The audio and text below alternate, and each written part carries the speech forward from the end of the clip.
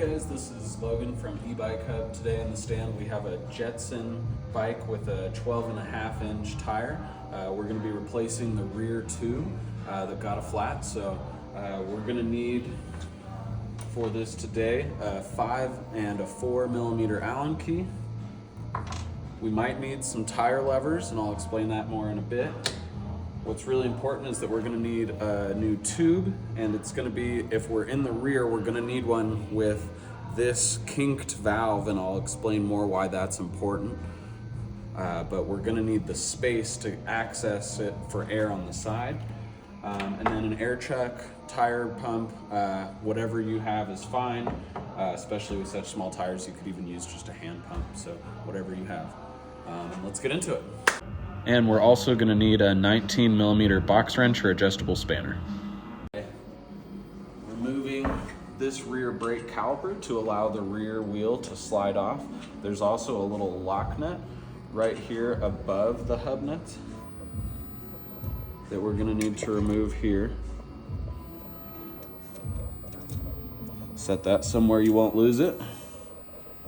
And then if you remove these lateral bolts rather than these ones, then you're going to be able to just pull the whole caliper off without having to readjust your brake afterwards.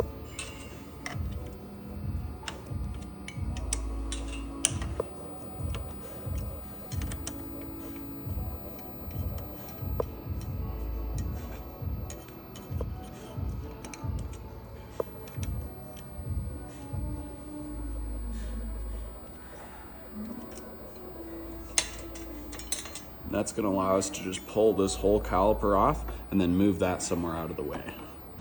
All right, now we're going to remove these hub nuts. So this is where we use our 19 millimeter box wrench, or if you don't have that, an adjustable spanner will do just fine. Go ahead and get both sides from that. Once those are loose, I like to move in a chair or whatever you have available to you, because this is not going to come undone and you're going to need to keep this wire here. Make sure that we go ahead and grab this wiring that comes out of the hub motor itself to just pull up and around that, and that's going to allow us to take this out, and now the wheel's free. And we can just pull that straight out and set it down on our chair here.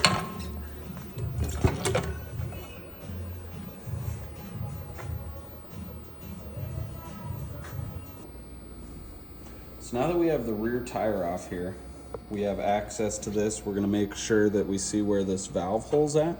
And then for these specific ones, this is going to be too small for you to use a regular straight valve, so you're going to need one that's scooter specific with one of these curved valves like this, and that's going to allow it room to poke out and through here. So you'll need to make sure that when you're putting this tube into the tire that you're making sure that's aligned in that specific way. So we're just going to be trying to line that valve up with that hole right here and pushing that in to start, making sure that that's aligned in that right way here.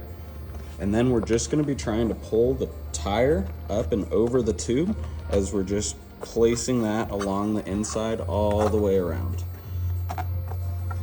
And I like to do this with the tube completely deflated on these bikes, just because there's not a lot of room here. With this disc, it can be sharp and it can poke your new tube before you even get it in there. And the last thing that you want is to get this all the way done and inflated and put away, and you got a slow leak in there. So make sure that we're removing, you can see there's these pieces here. We want to make sure these are completely tucked away behind that rim before we try and put this tire over it.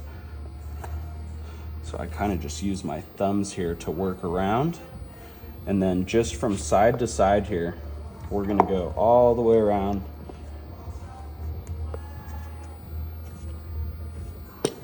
until we hear that pop. And sometimes you're going to need a tire lever here. So if you do need a tire lever, there's not going to be a lot of room to get it underneath. So you might have to remove this disc brake here. That's going to be a 4mm Allen key, and you just remove these 6 bolts around here, and you can pull that off if you need access and you have a tire that fits tighter than this one. So once we have that done, we're going to flip it around, and then you're going to grab your air pump, and we're going to just inflate this. And just make sure, again, tire's completely sealed both sides around, and then we're going to go ahead and grab our pump. So now we have our pump. If you have a floor pump or even a hand pump, that'll work fine. These are all Schrader valves, so you're just gonna make sure you're on the Schrader side here. We're gonna place that into here. If we can find an access.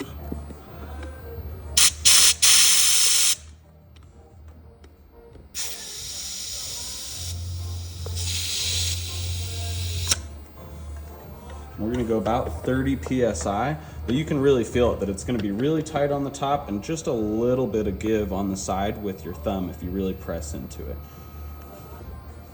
All right, so now I have these all lined up in the configuration that I needed to put them back. So now we can go ahead and just put these back on. These went on with this little piece facing out. This is gonna sit inside of the slot right there. And then we're gonna go here and put this on, and these two are gonna sit on the outside of this fork drop out here. So we're gonna go ahead and move this chair out of the way. Make sure that our spacers are nice and lined up here. And then we're gonna slide that on in.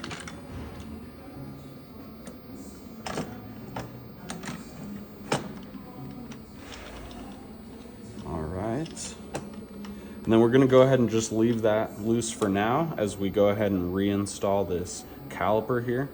So we're just gonna make sure that this slot lines up over the top of the disc right here. And so we're gonna place that right over the top here.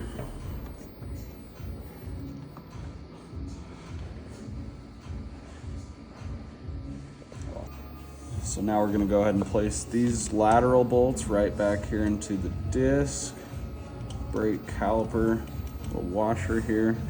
Make sure that's nice and lined up.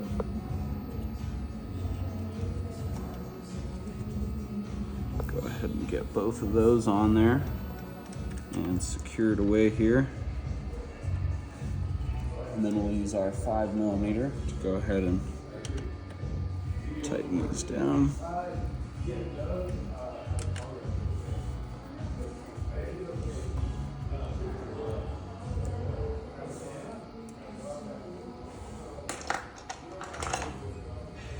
And now we're gonna also take our little 4mm bolt here that's secured on this kickstand and make sure that that's lined up over this. So that's gonna be how we're sure that we're lining up in the right space here.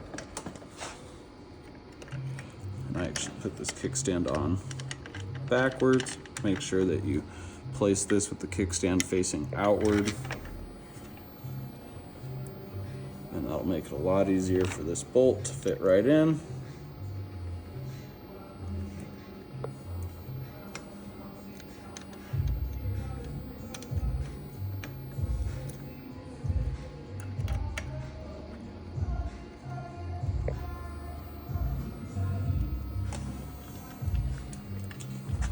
So now we just want to make sure that we're as even as possible here from side to side. And that's going to make sure that we're not too far in the dropout on one side or the other, or the wheel's going to be slanted one way or the other. So make sure that you have these in the same spot and that you're not rubbing your disc too hard, that the wheel's still spinning freely.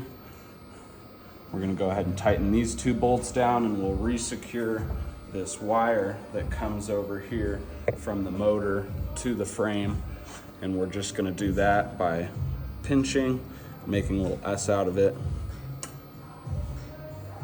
And that's gonna allow us to just go around and secure that.